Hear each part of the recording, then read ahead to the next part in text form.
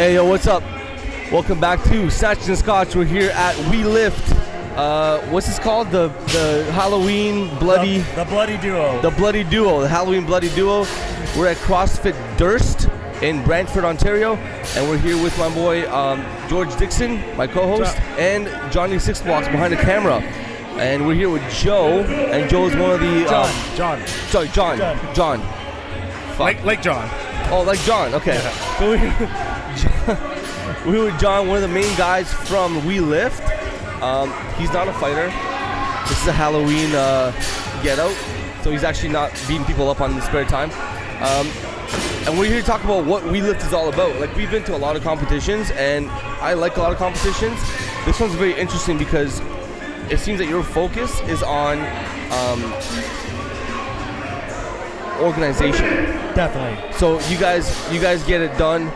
There's not a lot of waiting around. The biggest pain in the ass with competitions is waiting around for the next WOD. You got it. And man, like, I love competing, but after the first WOD, I want to go home. Right. Because I'm sitting around, I'm tired. Because you have no idea when you're going to go I'm trying to roll out. Right? Like, it's bullshit. Yeah. So you guys do 4 WODs in 4 hours. That's right. Right? Yeah, that's it. And so, how do you pull that off? So basically, we went to and competed in other competitions and realized that there was obviously something missing, right, as far as the organizational level, right? And we took that, number one, and said, okay, how can we make this more efficient so that nobody's sitting there getting pulled? Pretty simple idea, and that is put a time cap on each of the WODs. Yeah. And just go for rep count, right? So basically it becomes an AMRAP. And it's a pretty simple solution. But in turn, what we also have created is the fact that, like other competitions, you get sort of 8-10 teams on the floor, or individuals. There's always 2 or 3 people left last on the floor. Yeah. And that's crushing. So what happens is it inhibits a lot of people who think they may potentially want to try and compete, but they're like, man, I don't want to end up last, right? So your entire competition is an AMRAP. Right. So with the AMRAP now, not only does the event run on schedule, but now everybody finishes at the same time. Yeah. So nobody comes off the floor knowing really what anybody else did beside them. They only feel good about what they've accomplished. Yeah. And at the end of the day, you get an opportunity, obviously, to see your rep count and your numbers if it was a lift. But ultimately, it's not the same feeling then everyone kind of, oh my God, are these standing guys out, finish? right? Yeah, standing out, yeah. right? Yeah. So it's a phenomenal experience for people at any level, right? So what some people would criticize and say, like, oh, that's not true CrossFit because it's just AMRAPs. You don't actually do rounds for time.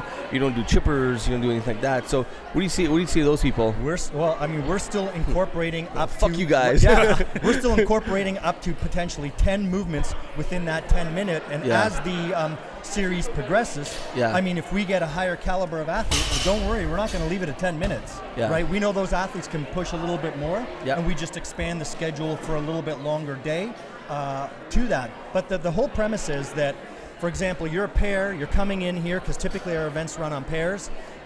You go on at 14 minutes after 8. Well, you know you're going to go on at 9:14, 10:14, 11:14. You're done, right? You got your and then schedule there's an afternoon session. That's great, man. So, for example, second WOD, which is typically a lift, you know exactly when you're going to need to warm up. Yeah. Right? So you're not sitting there getting cold and waiting for the unknown. So it seems like you guys really focus on not only organization, but with the AMRAP. I love the AMRAP idea. I think it's phenomenal. I mean, my philosophy in training and life and coaching, everything, is that the simpler the better. Right. And it's funny because people, when you tell them to do something simple, it always works. Yeah. But they feel like, oh, it's too easy, it's not gonna work, you know. So with the AMRAP, it's just so simple, and it's gonna work. And you guys focus on the experience of the athlete. That's what I kind of noticed here. Yeah. It's, you know, when to warm up, when to have a snack. Because at competitions, I'll work out for like 6 hours and I will not eat all day. Yeah, same it's here. horse shit. I hate it. Same here. So the reason I hate competitions is because I'm so exhausted. I don't eat all day. Yeah. And I don't know when to eat because, like, oh, is it going to run behind? Am I going to go next? I don't know what's happening. Or you eat and then you feel like shit and you're like, oh my God, I shouldn't have eaten. I'm going to fucking throw up. Yeah, right? exactly. So I think it's cool that you guys really focus on, I mean, I don't know if this is your actual focus, but, you know, you're organized as a group. but what you're actually doing, whether you realize it or not, you're actually really catering to the athlete. Right? Like you guys are, like everything you do is basically for the athlete. Correct. Which is cool. Correct. Yeah. No, we're pretty stoked about it. We think it's an awesome concept. And you talked about, doing something over the top or more complex. The bottom line is when you run into that type of complexity, first thing that's going to happen is somebody's going to get hurt. Yeah. So when we talk about maintaining a specific area for you to get your work done in over a specific time period, you eliminate that whole potential. Yeah. For I've been to competitions where they try to go over the top and do weird shit, and then like really weird shit, and like, dude, honestly, anything could be CrossFit, right? Anything could be like obstacle courses, strongman, anything could be categorized as CrossFit. Right. So when they get a little bit too creative and do weird shit, I'll be honest, I have friends who are like regional athletes and top competitors, game athletes, and they all say this is weird, man. Like this is like, it's not even fun. Yeah, I've been to outdoor competitions and they're trying to lift weights in the rain on a slippery platform or the grass, right? That's retarded. And they're trying to do max I mean, effort, at the end of the day, like, you really can't control the weather in a venue. No. Like, running an event, it's not really in your control. Yeah. So it's not really. But you still have to be able to cater to your surroundings, You still need to have a plan B. Yeah. You know that the weather is going to be, so that's the key, right? So, but it's just organization, pre-planning is what we really want to focus on. Yeah. So that the guys are in here last night. They set it all up, test everything. So today, when everyone comes in, the experience is there for them. So there's no delay. Do you guys do the workouts yourselves to test them out? Sure, we do. Yeah, and I'm personally a box owner, and we will occasionally throw these wads in for our members, and Nice. they love them. They love them. What's your box? CrossFit Mosimo in Collingwood. Oh, cool. Yeah, I heard you guys. Yeah. Nice. That's awesome, man. So what's the plan for the future? For the future? Yeah.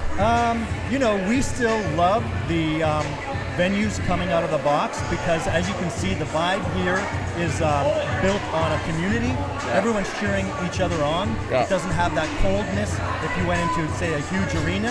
Yeah. But we potentially see getting into maybe, obviously the larger boxes that we're going to next, like Firepower, a couple in Quebec, 10,000 square feet, where the venue will get a little bit bigger, and then getting into maybe a larger venue for our finale. Right? Now, here's a question for you. Like, as you've been doing your events, do you notice or do you find that a lot of the participants are members of the box or the local area? Are you getting people from far away coming in? Everywhere. Yeah? They're coming from all over. So, we host an event probably an hour and a half north of the city, and I would say 80% of the participants drove about an hour. Okay. Yeah, at least 30 minutes to an hour to get there, right?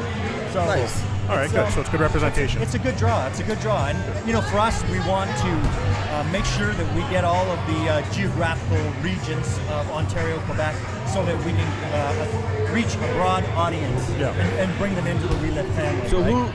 who runs the social media? Because you guys are pretty good on social media with Facebook and Instagram and all that stuff. It's a group effort, right? Oh, is it? It's a group effort. It's not one of us that's responsible for it. We all talk about it. The conversations are every second night on the phone, and everything's it's communication, right? That's You guys are, so you have 3 people involved? Yeah, Daryl, Maurice, and myself. Okay. Laurice, yeah. Laurice, yourself, and Daryl. Okay, so, because we had a conversation before on the phone. Yeah. I was actually going to a movie with my wife, and I was like, hold on a sec, babe, go watch the movie. I gotta have this conversation. So I was in the lobby talking to you guys. But you guys don't live close together either, right? Like, you guys are all far. Like, you're in Collingwood, and they're in, like, Oshawa? Yeah, Scarborough and Toronto. Scarborough, Toronto. Yeah. So how do you guys kind of keep communication live?